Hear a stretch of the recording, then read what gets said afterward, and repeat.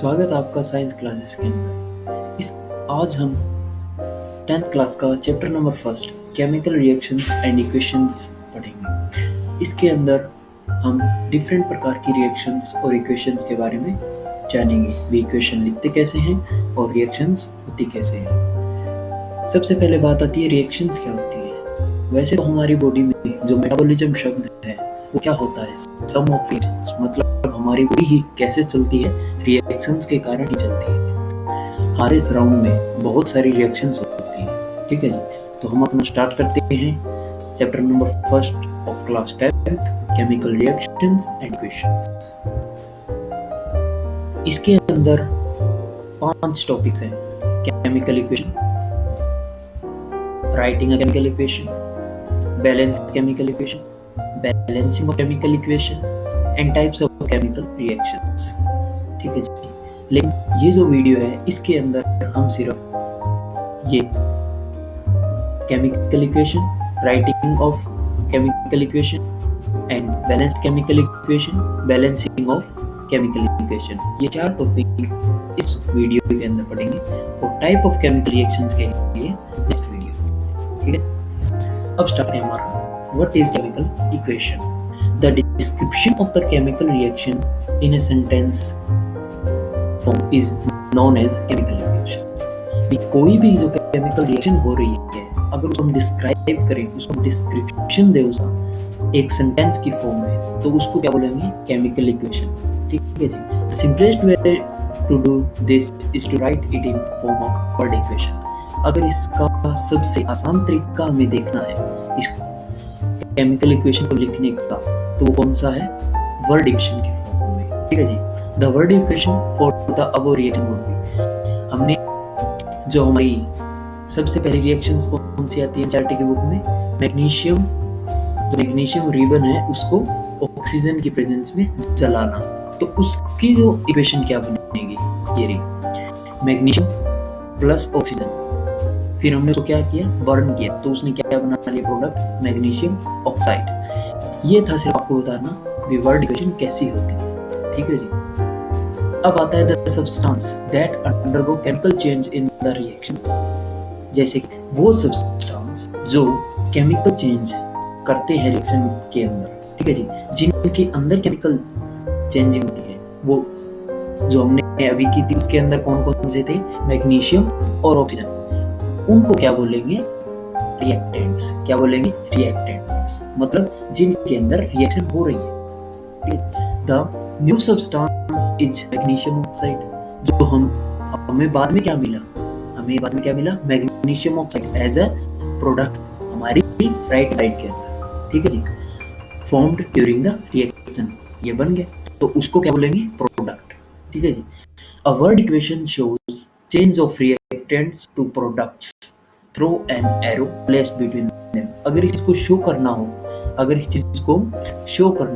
भी रिएक्टेंट से प्रोडक्ट बन गया, तो उस चीज को शो करने के लिए वर्ड इक्वेशन में हम क्या करते हैं, ये बीच में एक एरो लगाते हैं, ये रहा, ठीक है जी, ये स्मॉल सा एरो लगाते हैं। अब जो रिएक्टेंट्स होते हैं वो कौन सी साइड लेके जाते हैं, लेफ्ट हैंड साइड लेके जाते हैं, और उनके बीच में कौन सा साइन होता है, प्लस। अगर अलग अलग एलिमेंट्स हैं, अगर अलग अलग हमारे पास क्या है, केमिकल्स हैं, तो उनके बीच में कौन सा साइन लगाया जाता है, प्लस का, ठीक है जी। The products are written on the right hand side, जो प्रोडक्ट होते हैं वो कौन सी साइड लेके जाते हैं, राइट हैंड साइड में, मतलब हमारे दाएं हाथ की तरफ, ठीक है जी, और उनके बीच में भी क्या लिखा जाता है, प्लस का साइन लगाया जाता है। अब बात आती है the arrow head points towards the products and shows the direction of reaction. जिस तरफ हम एरो का हेड करेंगे, मतलब जिस तरफ हम ये वाला हेड करेंगे, ये तीर वाला, तो वो क्या दिखाएगा, वो डायरेक्शन दिखाएगा किस चीज की, रिएक्शन कहां से हो रही है। टेल वाली साइड किसकी तरफ होगी, रिएक्टेंट्स की साइड, और जो हेड वाली साइड किसकी तरफ होगी, प्रोडक्ट की साइड, ठीक है जी। अब बात आती है केमिकल इक्वेशन को लिखें कैसे, ठीक है जी। एक केमिकल इक्वेशन लिखने का तरीका, a chemical equation represents a chemical reaction. जो केमिकल इक्वेशन होती है वो क्या रिप्रेजेंट करती है, केमिकल रिएक्शन को रिप्रेजेंट करती है। इफ यू रिकॉल फॉर्मूले of magnesium, oxygen and magnesium oxide, अगर आपको पता है कि उसका फॉर्मूला क्या होता है, मैग्नीशियम को लिखने का सिंबल में तरीका क्या होता है, ऑक्सीजन को लिखने का तरीका क्या होता है, और मैग्नीशियम ऑक्साइड को लिखने का तरीका क्या होता है, तो हम वर्ड जो इक्वेशन होती है वो हम कैसे लिख सकते हैं, ये देखिए। मैग्नीशियम का क्या होता है, Mg, ऑक्सीजन का क्या होता है, O2, क्योंकि O2 किस फॉर्म में मिलती है हमें, कंपाउंड की फॉर्म में मिलती है गैस में, ठीक है जी, और MgO मतलब मैग्नीशियम ऑक्साइड, ठीक है। अब बात आती है equation is skeletal chemical equation for the burning of magnesium in air. Equation क्या है, ये एक स्केलेटल केमिकल इक्वेशन है किसके लिए, मैग्नीशियम को बर्न करने एयर की प्रेजेंस में, ठीक है जी। ये हमने उसका क्या दिया, स्केलेटन तैयार कर दिया। हमें पता है भी यहाँ पे बर्न हो रहा है, हमें ये शो किया गया, लेकिन ये बर्न करके नहीं दिखा रहा है, हमें शो कर रहा है। तो ये क्या है, एक स्केलेटल दिया है हमें एक आवरण दिया है भी, इस प्रकार से होती है। Such a chemical equation is a skeletal chemical equation for a reaction। भी ये इस प्रकार की केमिकल इक्वेशन जो होती है वो स्केलेटल केमिकल इक्वेशन होती है किसी भी रिएक्शन के लिए, ठीक है जी। अब बात आती है बैलेंस्ड केमिकल इक्वेशन क्या होती है। हाँ, हमने ये तो कर लिया अभी इक्वेशन, केमिकल इक्वेशन हमने पढ़ ली, रिएक्शन होती है ये कर दी हमने, लेकिन उनके बीच में बैलेंसिंग भी तो होती है। हाँ, इधर वाली साइड अगर इतना है तो दूसरी साइड प्रोडक्ट भी तो उतना ही बनना चाहिए, ठीक है। If the number of atoms of each element the same on both sides then equation is balanced. अगर दोनों साइड RHS और LHS, अगर दोनों साइड हमारे पास जो नंबर ऑफ एटम्स हैं वो सेम है, मतलब इधर Mg का नंबर 1 है तो इधर भी 1 ही होना चाहिए। अगर इधर 1 है इधर 2 है तो मतलब तो केमिकल इक्वेशन है वो बैलेंस नहीं है। इफ नॉट, अगर ये नहीं है देन इक्वेशन इज अनबैलेंस्ड, मतलब इक्वेशन क्या होगी, अनबैलेंस होगी।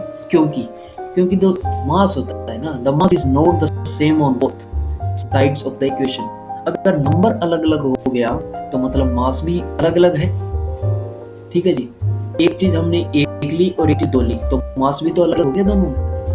अगर मास अलग अलग हो गया तो मतलब अनबैलेंस्ड है, ठीक है जी। The total mass of elements present in the products of a chemical reaction has to be equal to the total mass of elements present in the reactants। मतलब कहने का क्या है भी, जितना मास प्रोडक्ट्स की तरफ होता है उतना ही मास कौन सी साइड होना चाहिए, रिएक्टेंट्स। मतलब जितनी हमने रिएक्शन से पहले रिएक्टेंट्स लिया और उतना ही हमें प्रोडक्ट मिलना चाहिए। फॉर्म कोई सी हो ये मैटर नहीं करता, लेकिन उनके अंदर मास नहीं होना चाहिए, ठीक है जी। अगर दूसरे शब्दों में कहा जाए, the number of atoms of each element remains the same. जो एटम्स के नंबर होते हैं हर एक एलिमेंट के वो एक जैसे ही रहते हैं before and after chemical reaction. मतलब केमिकल रिएक्शंस होने के बाद या होने से पहले सेम रहते हैं। जैसे कि ये देखो, पहले हमने जिंक लिया और सल्फ्यूरिक एसिड लिया, तो इनका हमने रिएक्ट करवाया तो क्या बना, जिंक सल्फेट और हाइड्रोजन। इसके अंदर देखिए जिंक 1 था, इधर वाले साइड भी 1 है। यहाँ पे हाइड्रोजन कितने हैं, 2, तो यहाँ पे हाइड्रोजन कितने हैं, 2। यहाँ पे सल्फर कितना है, 1, और यहाँ पे सल्फर कितना है, 1। ऑक्सीजन कितने हैं, 4, तो ऑक्सीजन यहाँ पे भी कितने हैं, 4। तो मतलब इनका मास दोनों तरफ सेम है, नंबर भी सेम है, तो मतलब ये क्या है, एक बेस्ट केमिकल इक्वेशन है। अब बात आती है बैलेंसिंग ऑफ केमिकल इक्वेशन। हमें तो पता चल गया कि हाँ बैलेंस इक्वेशन होती है S। तो अब हम पता करते हैं एक इक्वेशन को बैलेंस कैसे करें, ठीक है जी। तो इसके कुछ स्टेप्स होते हैं, तो हम एक एग्जांपल ले लेते हैं। एग्जांपल क्या ले, Fe प्लस H2O, ये किस में चेंज हुआ, Fe3O4 प्लस H2। इसके अंदर देखिए जो Fe है इसमें प्रोडक्ट साइड कितने हैं, 3 है, लेकिन रिएक्टेंट साइड कितना है, 1 ही है, ठीक है जी। तो इसको हम बैलेंस करेंगे। इसमें ऑक्सीजन कितना है, ऑक्सीजन प्रोडक्ट साइड 4 है और रिएक्टेंट साइड 1 ही है, लेकिन हाइड्रोजन का तो सेम है, लेकिन हमें इस पूरी रिएक्शन को हमें बैलेंस करना होता है। तो हम क्या करेंगे, आप बैलेंस करेंगे, ठीक है जी। देखिए सबसे पहले बात आती है स्टेप फर्स्ट में आप क्या करेंगे, जितने भी रिएक्टेंट्स और प्रोडक्ट्स हैं उनको एनसर्कल कर लेंगे, उनके तरफ आप डिब्बा बना लेंगे या फिर उनको सर्कल कर लेंगे, क्योंकि जितना भी काम होगा वो इन्हीं सर्कल के बाहर, जितने भी हमें इनको बढ़ाना है घटाना है तो वो इन्हीं सर्कल के बाहर लिखे। ठीक है जी। अब बात आती है दूसरा स्टेप। दूसरे स्टेप में हम क्या करेंगे, जितने भी एटम्स हैं, डिफरेंट एलिमेंट्स हैं अनबैलेंस्ड इक्वेशन के अंदर, उनका हम नंबरिंग देंगे। भी लेफ्ट हैंड साइड में कितने हैं वो और राइट हैंड साइड में कितने हैं। जैसे कि Fe जो फेरस है, आयरन होता है, वो लेफ्ट हैंड साइड में कितना है, 1 है, ये रहा। राइट हैंड साइड में कितने हैं, 3 है। और हाइड्रोजन लेफ्ट साइड में कितने हैं, 2, ये रहे। और राइट हैंड साइड में कितने हैं, 4। ठीक है जी। और ऑक्सीजन लेफ्ट हैंड साइड में कितना है, 1। और राइट हैंड साइड में कितना है, 2। ठीक है जी। इसी प्रकार हम कोई भी रिएक्शंस का हम बैलेंसिंग कर सकते हैं। अब आती है तीसरा स्टेप। तीसरा स्टेप क्या होता है, start balancing with the compound that contains the maximum number of atom. भी मतलब हमें उस कंपाउंड से स्टार्ट करना है, हमें बैलेंसिंग उस कंपाउंड से स्टार्ट करनी है जिसके अंदर सबसे ज्यादा नंबर ऑफ एटम्स हो। इससे हमें करने में आसानी रहे। अगर हम सब कर तो हम छोटे वाले से भी सकते हैं, लेकिन स्टेप्स जो होते हैं वो उनका नंबर बढ़ जाएगी, हमें स्टेप ज्यादा लेने पड़ेंगे। ठीक है जी। इसलिए हम शुरुआत कैसे करते हैं, उस कंपाउंड से जिसके अंदर सबसे ज्यादा नंबर ऑफ एटम। ठीक है जी। In that compound select the element in which has the maximum number of atom. तो उस कंपाउंड के अंदर भी हमने उस एलिमेंट को लिया जिसके अंदर नंबर ऑफ एटम्स भी ज्यादा हो, नंबर ऑफ एटम भी सबसे ज्यादा हो। तो हमारे पास जो रिएक्शन थी उसके अंदर सबसे मैक्सिमम एटम्स, सबसे मैक्सिमम नंबर ऑफ एटम्स वाला कंपाउंड कौन सा था, ये रहा Fe3O4 on the product side. ठीक है जी। अब देखिए, तो हमने उसको पिकअप करना है। तो इसके अंदर सबसे ज्यादा नंबर वाला एलिमेंट कौन सा है, oxygen. Number of atoms of element कौन सा है, ऑक्सीजन। इसके पास 4 हैं, लेकिन फेरस कितने हैं, 3 हैं। तो इसके बाद इस सबसे पहले हम बैलेंस किसको करेंगे, ऑक्सीजन को करेंगे। ठीक है जी। यहाँ पे कितना है, यहाँ पे there are 4 oxygen atoms on the RHS। RHS की तरफ कितना ऑक्सीजन एटम है, 4। लेकिन LHS की तरफ कितना है, लेफ्ट हैंड साइड कितना है, 1। इसको बैलेंस करने के लिए हमने दोनों साइड 4 होने चाहिए। तो हमने क्या दिया, इसको 4 से कर दिया, मल्टीप्लाई कर दिया। ठीक है जी। एक बात का आप खास ध्यान रखेंगे कि जो 4 है ये आपको डिब्बे के बाहर लिखना है, हमें न कि इस प्रकार नहीं लिखना H2O4, इस प्रकार नहीं लिखना H2O। इनका अगर ब्रैकेट लगा के इनका सभी को 4 करना, ये भी रॉन्ग मेथड है। ठीक है जी। तो आपको किस प्रकार लिखना है, ये जो आपको पिक्चर में दिखा रहे हैं 4H2O, इस प्रकार लिखना है। ठीक है जी। मतलब इसके अंदर हाइड्रोजन की मात्रा भी बड़ी है और ऑक्सीजन की मात्रा भी बड़ी है, क्योंकि अगर हम सिर्फ ऑक्सीजन की मात्रा है इसके नीचे 4 लिख देंगे तो हमें क्या मिलेगा, जो हमारा कंपाउंड है वो भी चेंज हो जाएगा, उसका फॉर्मूला ही चेंज हो गया, तो मतलब वो पानी तो है ही नहीं। ठीक है जी। इसलिए हम इसने क्या दिखा दिया, इसने मॉलिक्यूल ले लिए वाटर के कितने, 4। तो उसके अंदर कितने ऑक्सीजन आ गई, 4 ऑक्सीजन आ गई। ठीक है जी। अब बात आती है स्टेप चौथा, स्टेप 4। इसके अंदर हमने कौन से लिए, Fe and H। इसके बाद जो फेरस है और हाइड्रोजन है, ये भी तो अभी तक बैलेंस नहीं है। चलो इनको बैलेंस करते हैं। सबसे पहले अब हम करेंगे हाइड्रोजन को बैलेंस, क्योंकि Fe की मात्रा है वो हाइड्रोजन की अभी भी ज्यादा है, क्योंकि ये देखो इसके अंदर 4 दूनी 8 है। इसके अंदर इसको भी बैलेंस करने के लिए हम क्या करेंगे, इधर वाली साइड किससे मल्टीप्लाई कर देंगे, 4 से मल्टीप्लाई कर देंगे। ये देखिए इनिशियली हमारे पास कितने थे, 8 इन द रिएक्टेंट्स के अंदर हमारे पास कितने थे, 8 थे, 8 एटम थे किसके, हाइड्रोजन के। और लेकिन प्रोडक्ट में हमारे पास कितने थे, 2 ही। तो इसको हम बैलेंस करने के लिए क्या करेंगे, इस 4 से क्या करेंगे, मल्टीप्लाई करेंगे। 4 से मल्टीप्लाई करेंगे तो क्या हो जाएगा, 8। तो दोनों साइड बैलेंस हो गया। ठीक है जी। अब आती है स्टेप 4। अब आप एग्जामिन करेंगे अबो इक्वेशन के अंदर और आप उस थर्ड एलिमेंट को पिकअप कर लेंगे जो बैलेंस नहीं है अब तक। ठीक है जी। अब वो हमें कौन सा मिला, फेरस, Fe।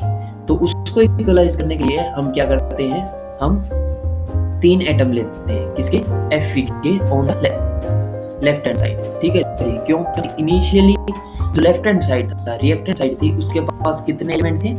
एक एलिमेंट, और प्रोडक्ट साइड कितने थे? 3 थे इस कंपाउंड के अंदर, ठीक है जी। तो हमें कितना चाहिए था? 3 चाहिए थे। तो हमने बैलेंस करने के लिए क्या कर दिया? उसको 3 से मल्टीप्लाई कर दिया। तो हमें कितना मिला? प्रोडक्ट में भी 3 ही मिला, ठीक है जी। तो सबसे तो हमारे पास कंपाउंड कौन सा बन गया? 3Fe plus 4H2O। क्या बनाया? Fe3O4 plus 4 molecule of H2 hydrogen के।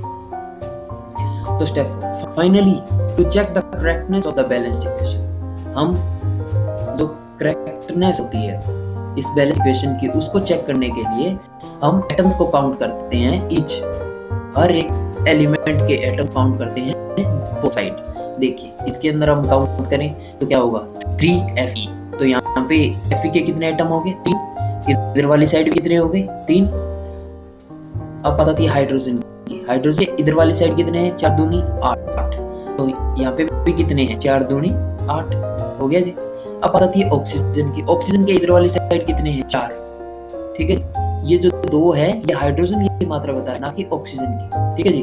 तो ऑक्सीजन कितने हो गए? 4। ऑक्सीजन के 4 हैं, तो इधर वाली भी साइड 4 हैं। तो इससे क्या पता चलता है? इक्वेशन तो बैलेंस है, ठीक है जी।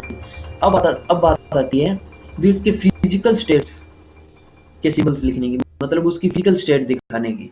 ये ज्यादा जरूरी नहीं होती, लेकिन अगर ज्यादा मतलब सिस्टमेटिक ढंग से अगर लिखा जाए, अगर हमारी जो प्रेजेंटेशन है, हमारी जो वर्ड इक्वेशन है, उसको अगर इफेक्टिव बनाना हो तो हम फिजिकल स्टेट भी लिखते हैं। जैसा कि हमें बताया गया, हमने पूरी रिएक्शन के अंदर हमें स्टार्टिंग में भी नहीं बताया गया था भी इसके अंदर फेरस है वो किस स्टेट पे है, ऑक्सीजन है वो किस स्टेट में है, हाइड्रोजन ये किस स्टेट में है, H2O किस स्टेट में है, ठीक है। तो इस बात को to make a chemical equation, एक केमिकल इक्वेशन बनाने के लिए, उसको एक केमिकल इक्वेशन को मोर इंफॉर्मेटिव बनाने के लिए, इंफॉर्मेशन ज्यादा देने के लिए हम फिजिकल स्टेट्स, रिएक्टेंट्स के और प्रोडक्ट्स की हम मेंशन करते हैं, ठीक है जी, उसके केमिकल फार्मूला के साथ, ठीक है। अब गैस को अगर हम रिप्रेजेंट करें, गैस को रिप्रेजेंट जो उसकी गैसियस फिजिकल स्टेट होती है उसको रिप्रेजेंट करने के लिए हम क्या लिखते हैं? Small g। लिक्विड स्टेट को अगर हम रिप्रेजेंट करें तो क्या लिखेंगे? Small l।